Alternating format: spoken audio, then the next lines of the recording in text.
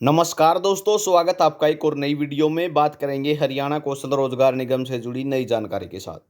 तो ट्रांसफ़र का जो है लिंक एक्टिव कर दिया गया है। किस किस का ट्रांसफ़र होगा, किसके आगे आ रहा है यू आर नॉट एलिजिबल, इसका क्या समाधान है, कैसे ट्रांसफ़र होंगे और किसके नहीं होंगे, सैलरी पर क्या असर होगा, नौकरी पर क्या असर रहेगा, अनुबंध पर क्या असर रहेगा। कंप्लीट जानकारी आपको इस वीडियो में मिलेगी। किस तरीके से आप अप्लाई कर सकते हैं फॉर्म को। और एक छोटी सी जानकारी और दे देता हूँ मैं आपको।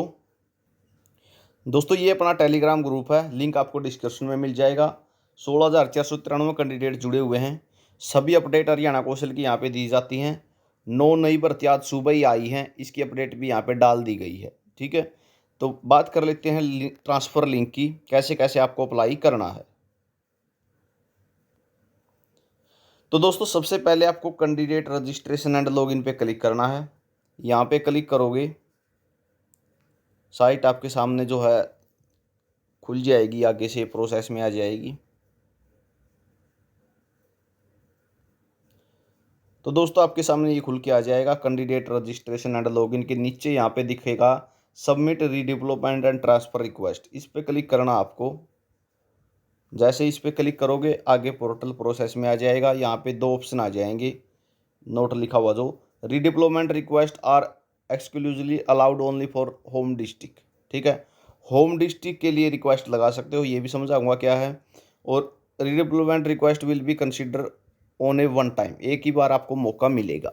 तो मामला क्या है, पहले इसके बारे में बात कर लेते हैं। आप हो जींद डिस्ट्रिक्ट से, ठीक है, ड्यूटी आई हुई है सार आपकी, फैमिली आईडी में भी आपका जींद ही लिखा हुआ है, तो आपका ट्रांसफ़र हो जाएगा। ठीक है, जींद से हो हिसार ड्यूटी है तो आपका जींद में ट्रांसफ़र हो जाएगा, कोई दिक्कत नहीं आएगी। लेकिन आप हो जींद से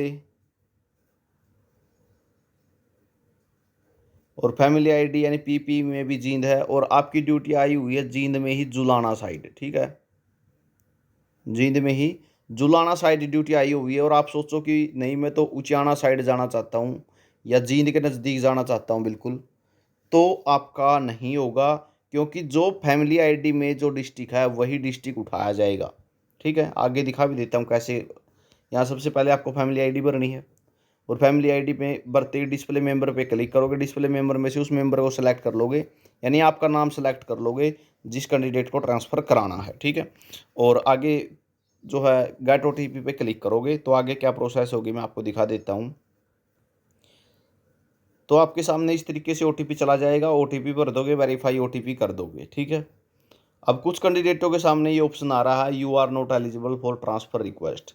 अगर आप सेम डिस्ट्रिक्ट के लिए लगा रहे हो तो आप एलिजिबल नहीं हो, सबसे पहली बात। ठीक है, अगर आप मान के चलो जींद से ही और जींद ही फैमिली आईडी में और जींद में ही ड्यूटी आई हुई है, तो ट्रांसफ़र नहीं होगा, ब्लॉक चेंज नहीं होंगे अभी। ठीक है, ब्लॉक चेंज का कोई ऑप्शन नहीं है। दूसरी बात, किसको दिखाएगा ये नॉट एलिजिबल, अगर कोई कैंडिडेट पोर्ट किया गया है, आप ठेकेदार के थ्रू काम कर रहे थे, ठीक है, उसके बाद हरियाणा कौशल रोजगार निगम बनया और हरियाणा कौशल रोजगार निगम में आपको ट्रांसफ़र कर दिया गया, तो उन कैंडिडेटों के लिए भी अभी ये ऑप्शन नहीं है। ये सिर्फ उनके लिए है जो शॉर्ट लिस्टेड किए गए थे। ठीक है, जो शॉर्ट लिस्ट किए गए थे, मैसेज के द्वारा नौकरी मिली थी सीधी, जिनको पोर्ट नहीं किया गया था, यानी महकमे में पहले नहीं लगे हुए थे, उनको सीधा महकमा मिला मैसेज के हिसाब से, वो एलिजिबल हैं। अभी पोर्ट वालों के लिए कोई सुविधा शुरू नहीं हुई है। जैसी अपडेट मिलेगी, जानकारी आपको टेलीग्राम ग्रुप में मिल जाएगी, वीडियो के माध्यम से ही मिल जाएगी, तो टेलीग्राम ग्रुप से ज़रूर जुड़ जाना। ठीक है, तो यू आर नॉट एलिजिबल यही कारण है कि आप अगर पोर्ट किए गए हो या फिर सेम डिस्ट्रिक्ट है, आप दूसरे डिस्ट्रिक्ट में जॉब नहीं कर रहे हो, आपके ही ज़िले में जॉब कर रहे हो जो आपकी फैमिली आईडी में है, तब भी चेंज नहीं होगा। ठीक है, उसके बाद बात आती है जिसका डिस्ट्रिक्ट अलग है, ठीक है, फैमिली आईडी में अलग है और ड्यूटी अलग जगह है, तो उसका सामने इस तरीके से खुल के आ जाएगा। उसका नाम आ जाएगा, mobile number, family ID, employee ID, job activity, father name, ठीक है, और जॉब डिस्ट्रिक्ट। जैसे इस कैंडिडेट का जॉब डिस्ट्रिक्ट क्या है, फरीदाबाद है, और फैमिली आईडी क्या है इसकी, कहाँ की है, कैथल की है। ठीक है, तो इसका खुल गया ना अपने आप, नाम आ जाएगा डीडीओ का, mobile number, login ID, address आ जाएगा, और नीचे आ जाएगा रीडिप्लॉयमेंट रिक्वेस्ट डिटेल। ठीक है, तो वो ये कैंडिडेट देखो, जैसे ये कैथल से है, ठीक है, ड्यूटी कहाँ पे आई हुई इसकी, फरीदाबाद में, ठीक है। यहाँ पे देख सकते हो ये लिखा हुआ जॉब डिस्ट्रिक्ट फरीदाबाद में, तो ये अप्लाई कर सकता है, ठीक है। अब इसके नीचे ऑप्शन आ गया है, यहाँ पे देख सकते हो redevelopment request district Kaithal. Kaithal के लिए इसको दोबारा से शॉर्ट लिस्टेड कर दिया जाएगा, लेकिन यहाँ पे कंडीशन दी हुई है, ये भी पढ़नी जरूरी है, क्योंकि जॉब पे असर जो होगा वो यहीं से होगा।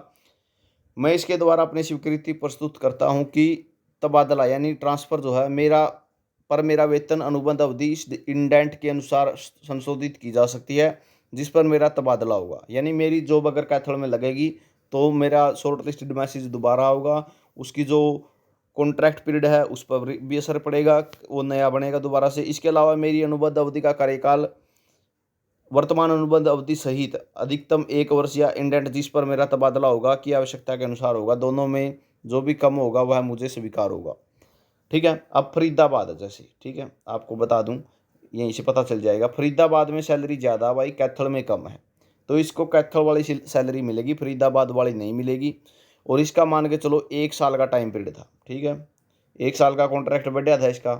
और ये यहाँ पे कराया, वहाँ पे कराया 3 महीने, ठीक है, 3 महीने इसने यहाँ पे कर लिए फरीदाबाद में, तो अब बच गए कितने, 9 महीने। तो यहाँ पर कैथल में इसको 9 महीने का टाइम पीरियड मिलेगा, ना कि 1 साल का, ठीक है। ये मैटर भी रहेगा अनुबंध का। और सैलरी में तो फर्क पड़ेगा ही, क्योंकि आपको पता है सैलरी डिस्ट्रिक्ट वाइज अलग अलग हैं, ठीक है। 3 कैटेगरियों में डिस्ट्रिक्ट बांट रखे हैं, जैसे कैथल है, जींद है, करनाल है, हिसार है, रोहतक है, ठीक है। जो ये मध्यम वाले हैं, हरियाणा के मध्यम वाला एरिया है, इसमें 13 ज़िले हैं, इन 13 ज़िलों में मीडियम सैलरी है। और जैसे ये फतेहाबाद है, नूह है, चरखी दादरी है, इनमें और भी सैलरी कम है, ठीक है। पंचकूला है, अम्बाड़ा है, गुरुग्राम है, फरीदाबाद है, इनमें सैलरी सबसे ज़्यादा है। तो इस कारण से जो आपको डिस्ट्रिक्ट मिलेगा उस हिसाब से आपकी सैलरी कम ज़्यादा भी हो सकती है। अगर ये कैथल से फरीदाबाद जाता तो इसको सैलरी ज़्यादा मिलती, ये फरीदाबाद से कैथल आ रहा है तो सैलरी कम मिलेगी, ठीक है। तो ये सिस्टम है, और इसको बस क्या करना है, यहाँ पे टिक मार्क करके सबमिट कर देना है, इसकी रिक्वेस्ट लग जाएगी, ठीक है। तो नोट एलिजिबल किसके आ रहा है, जो पोर्ट किए गए हैं और जो कैंडिडेट उसी डिस्ट्रिक्ट के लिए अप्लाई कर रहे हैं जिस ज़िले के लिए वो हैं। अगर फैमिली आईडी में भी वही है आपका ज़िला और उसी ज़िले में जॉब कर रहे हैं तो ब्लॉक चेंज नहीं होंगे, अभी डिस्ट्रिक्ट का ऑप्शन आया है। और जो दूसरे डिस्ट्रिक्ट में है उन्हीं को मौका मिला हुआ है। जो पोर्ट कैंडिडेट हैं, जो पोर्ट किए गए थे, उनको भी अभी मौका नहीं मिला है, जो शॉर्ट लिस्टेड किए गए थे उनको मौका दिया गया है। किस तरीके से आप अपनी रिक्वेस्ट सबमिट कर सकते हैं वो आपने देख ली होगी, ठीक है। सैलरी और पर क्या फ़र्क रहेगा, अनुबंध पर क्या फ़र्क रहेगा, ये मैंने आपको जानकारी दे दी है। हर अपडेट आपको मिलती रहेगी। टेलीग्राम ग्रुप से जुड़ सकते हैं, लिंक डिस्क्रिप्शन में है। व्हाट्सएप ग्रुप से जुड़ सकते हैं, लिंक डिस्क्रिप्शन में दिया हुआ है। चैनल को सब्सक्राइब जरूर कर लेना, हर अपडेट मिलती रहेगी। वीडियो आपने देखा इसके लिए बहुत बहुत धन्यवाद। आपका दिन शुभ हो।